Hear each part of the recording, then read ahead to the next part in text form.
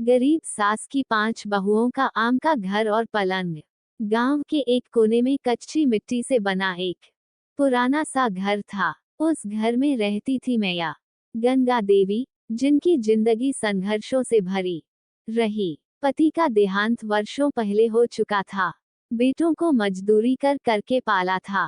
5 बेटे और 5 बहुएं थी उनके, लेकिन उस घर में सिर्फ एक पुराना लकड़ी का पलंग और पिछवाड़े में एक पेड़ था, एक पुराना आम का पेड़, जो जैसे उनके जीवन की सारी खुशियां चुपचाप समेटे बैठा था। सर्दियों की एक रात थी। मैया गंगा देवी ठंडी से कांप रही थी। 5 बहुएं अलग अलग कोनों में थीं, कोई रजाई में, कोई अपने पतियों के साथ बिछावन पर। मगर घर में सिर्फ एक लकड़ी का पलंग था, पुराना, चरमराता हुआ, जिस पर कभी गंगा देवी और उनके पति सोते थे। अब गंगा देवी जमीन पर सोती थी और बहुएं इस बात पर उलझती कि वह पलंग किसकी सास को दे देना चाहिए। सबसे बड़ी बहू कमला बोली, सासू माँ बूढ़ी हैं, लेकिन मैं गर्भवती हूँ, मुझे पलंग की जरूरत है। दूसरी बहू गुलाबो बोली, मैं मायके से रजाई नहीं लाई थी, ठंड लग रही है, मुझे चाहिए। तीसरी बहू बिंदिया ने कहा, मेरे पति पीठ में दर्द की शिकायत करते हैं, उन्हें जमीन पर नहीं सुला सकती। चौथी बहू रूपा बोली, मैंने तो अपने हाथों से उस पलंग की सफाई की थी, हक मेरा है। 5वीं बहू छोटी बहू प्रीति चुपचाप रही। गंगा देवी मुस्कुराकर बोली, जब तुम्हारे पिताजी ने इसे बनाया था तो एक की जगह 4 की नींव रखी थी, ताकि कोई भी अपने को अलग न माने।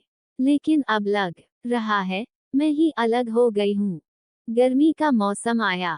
पिछवाड़े का आम का पेड़ लद गया। मीठे रसीले आम हर डाल से झांक रहे थे। ये वही पेड़ था जिसे गंगा देवी ने अपने पति की स्मृति में लगाया था। हर साल पेड़ पर पहला पका आम गंगा देवी खुद तोड़ती थी और अपने हाथों से सबसे बड़ी बहू को देती थीं। पर इस साल बहुएं आपस में ही बगैर पूछे पेड़ पर चढ़ गईं। छोटी बहू प्रीति, जो सबसे शांत स्वभाव की थी, गंगा देवी के पास आकर बोली, सासू माँ, मैंने आमों से अचार बनाया है, क्या आप चखेंगी? गंगा देवी की आंखें भर आईं। उन्होंने कहा, तुमने मुझसे पूछा, वही बहुत है। बाकियों को तो पेड़ से आम चाहिए, पेड़ की जड़ नहीं। एक दिन गंगा देवी को बुखार चढ़ा। बहुएं अपने अपने काम में लगी रहीं। सिर्फ प्रीति ने सास का माथा छुआ, दवा दी और जमीन पर बिछावन कर रात भर पास बैठी रही। सुबह जब बहुएं उठी, उन्होंने देखा कि पलंग खाली है। गंगा देवी ने प्रीति को पलंग पर सुला दिया था और खुद जमीन पर थी। प्रीति रो पड़ी, मां जी, ऐसा मत कीजिए, ये पलंग आपका है। आपने अपने पूरे जीवन को इस परिवार के लिए खपा दिया।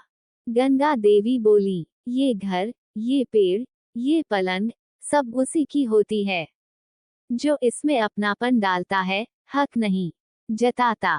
तुमने अपनापन दिखाया, इसलिए ये सब तुम्हारा हुआ। उसी दिन बड़ी बहू, दूसरी बहू और बाकी सभी बहुएं भी शर्मिंदा हुईं। उन्होंने मिलकर गंगा देवी के लिए एक नया पलंग बनवाया और पिछवाड़े की मिट्टी में 5 आम के पौधे लगाए। समय बीता। गंगा देवी की गोदी में नाती पोते खेलते रहे। पुराने आम के पेड़ की छांव में अब 6 पेड़ थे, एक पुराना और 5 नए, जैसे सास की ममता से सींचे गए रिश्तों के प्रतीक। संसार में संपत्ति की नहीं, अपनापन और सेवा की भूख होती है। एक पलंग और एक पेड़ भी घर को स्वर्ग बना सकते हैं, अगर दिल में जगह हो।